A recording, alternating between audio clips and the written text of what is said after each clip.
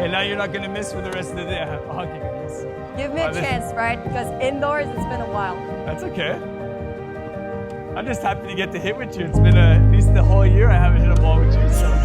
Oh yes, the tightness.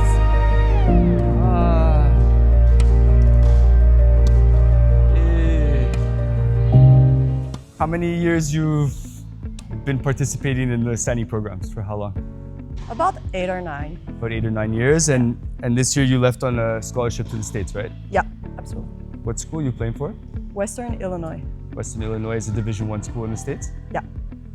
And what you learned here in SANI, how did it help you transition to college tennis, to university tennis? Is there things that you learned here that helped you over there? A lot of the physical part, like everything we did outside of the court, that really helped me.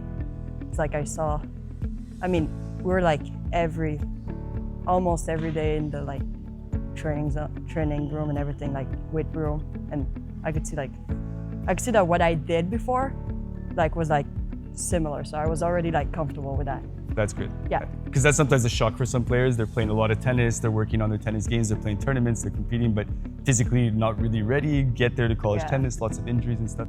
And if I rewind back in my mind a little bit to when we first met, when I bought the SANI Sports, we had a good long meeting in my office here with your mom, and we talked about kind of getting you to the top 10 level and preparing you to go on a scholarship to the States and stuff. And at the time, do you remember what your ranking was at the time? 50 something. 40. I remember. It was like 54 in Quebec or something like that. It was pretty far off the radar, but I always was watching you from afar a little bit that summer before coming into SANI's, and I always found you had such a good work ethic, such a good attitude. You were a little bit blind because you couldn't call the balls. Still. And still to this day? Oh yeah. You talk to my coach back in the States, he's like, yeah, no, you miss a couple. They used to be really bad, like balls are out. Now it's like it's like getting closer? Yeah. Okay, good. If it's that far out, I'm calling it. And if you push it a bit further, well, you can play with line calls now in the future, so. Yeah. So you won't have those. You could just like focus on your game and just let exactly. the machines call it for you. So, I think the potential was maximized from you for the major reason that I have so much respect for you and what you've done was the attitude. You always had such a good attitude. There were some days or some moments, which is always normal, but you're always so coachable. You're always really respectful. You're always helpful with everybody in the environment around you. And I think you always were working hard. And this was like respect to you because it wasn't easy. You were in a position where you were a little bit further behind the gang, and you believed in it. You believed in the process. You believed in the hard work, and you kept putting it in the hard work every day. And then, you got to your top 10 that we wanted by the end of juniors. And you got to go to your scholarship. You played your national events, and this is the whole goal. Oh yeah, that was like a dream. Like I was like, that's my last opportunity, and then I went down. I was like so happy. That was your last chance, right? Yeah, because I knew during the summer I wouldn't be there. And I always kind of had this reflection of yourself and myself because I think as a young player, I was late. I was 54 in Quebec around the time that you were too. And I dreamed big, and I only got to play like 2-3 nationals only in my career too, which was not very many compared to like some of my friends played 30. So, but the hard work and that little feeling of yes, I finally got there. I finally made it, It was such a special time. I was like injured all the way before, and then I just got, you remember I broke my racket. I did. I broke my racket and my phone. And you had to win that match, right? Yeah. This was the match to qualify, right? It's like I broke my racket right before, then I broke my phone also. Everything was going And you came to wrong. The club and you were kind of really emotional. And then I just got there, I was like, well, now there's nothing else to do. It's like, I just need to play. And that's what I did. And then you played free and you got your wins, and that was the best part of it, so. Exactly. A good little reminiscing about the past. I always like to put things back into context where it started from, and now it's a fun opportunity to be with you today and just hit some balls and see how much better you are this year than last year. We'll see. Let's see. We'll see. Let's see.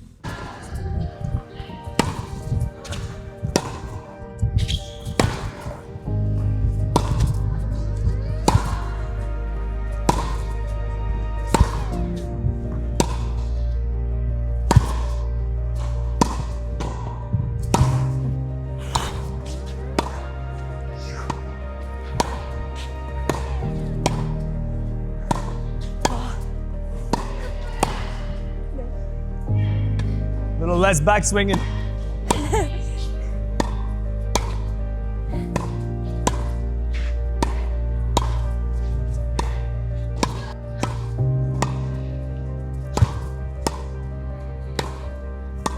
Right. Test the slidage. Oh, there it is. Classic Chloe. Eh. Eh. Oh, yeah. No.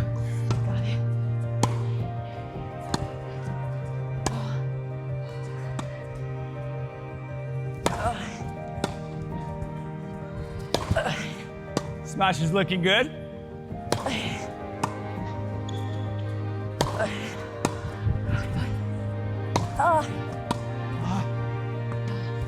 Oh, old legs.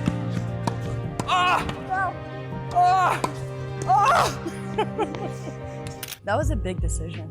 It was a big decision. I'm proud that you did it because I mean, I know you hesitated at one it's point. because like you decide you want to go, it's like April, May, around there, but like you're still at home for like, I don't know, 3-4 more months. And then you realize, like once it's like 2 days before, you're like, I'm really leaving. And what would it feel like the first couple of days there? Like the first couple of weeks for you, was it challenging? My parents stayed for like a week, so that was like, I was like, at least they're there. Yep. Then they left my first day of class.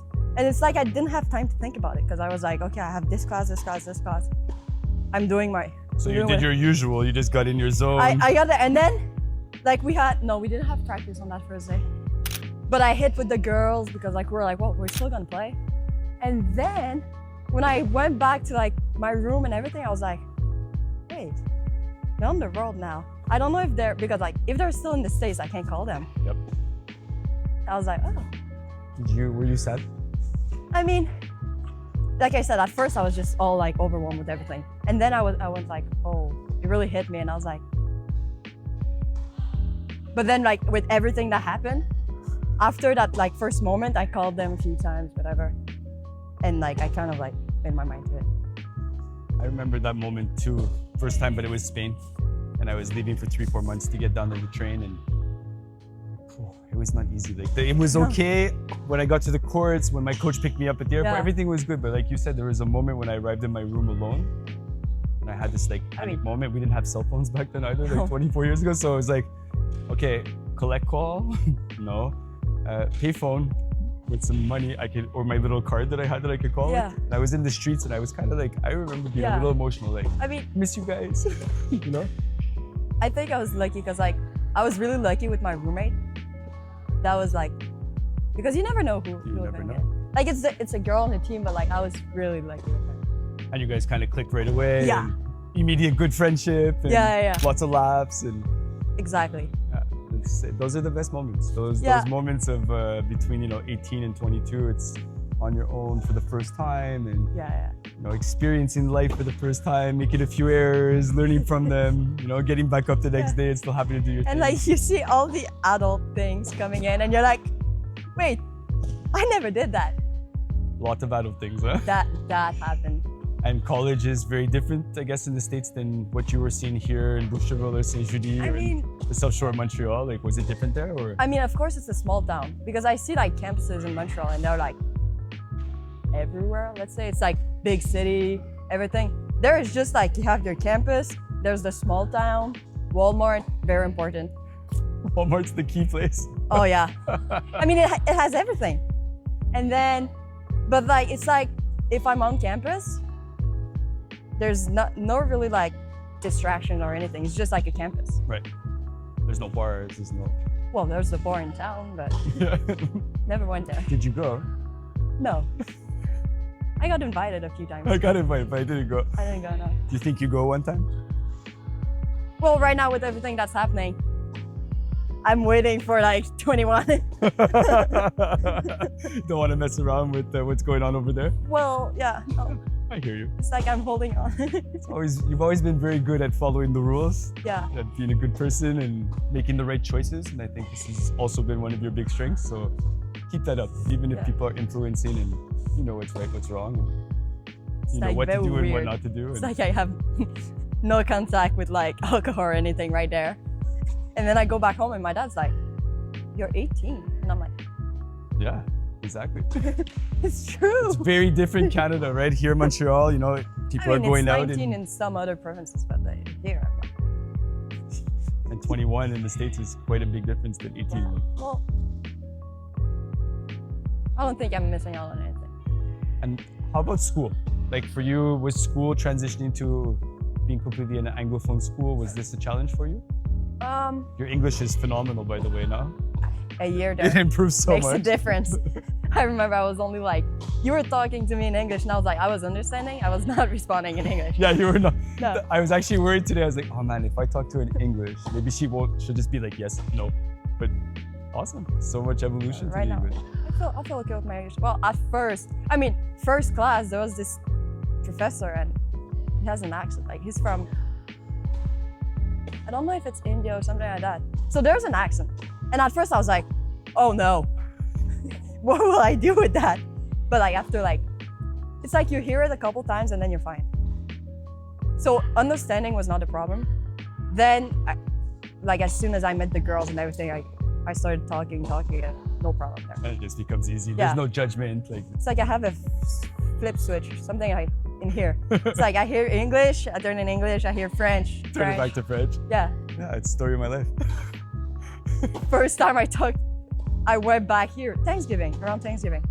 My parents were like, I was looking so much for my words. I was like searching, I was like, it's French, what am I doing? It's your language you've spoken your entire life and Yeah. you can't find the words for basic Yeah, things. it's like I have the word in English and I try to find it in French, translate everything. It's easier if you just don't think about it. This happened.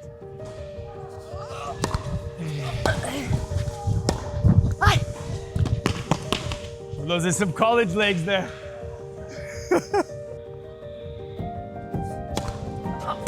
Oh, it's gonna be late.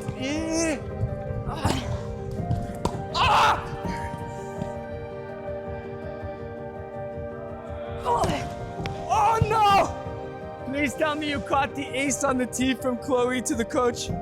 Please.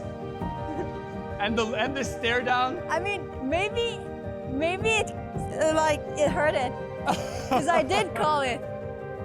You called it. I called T. Ouch. I didn't call the ace.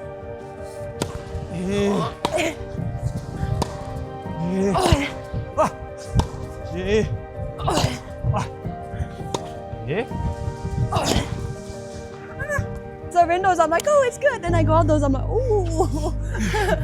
Pleasure to see you again. Pleasure to spend some time on the court with you, as always. Same. I wish you nothing but the best of luck for your second year. Hope you're able to attain what will be your objective, because I think you need to put it in place. Think about it throughout the next couple of weeks before you leave and put something. Don't be scared to put. Times you're hesitant to put it, but once you put it, then your whole objective becomes working towards something. Yeah. And it becomes easier for you, and you're a goal setter, you're a goal getter. So take advantage of that.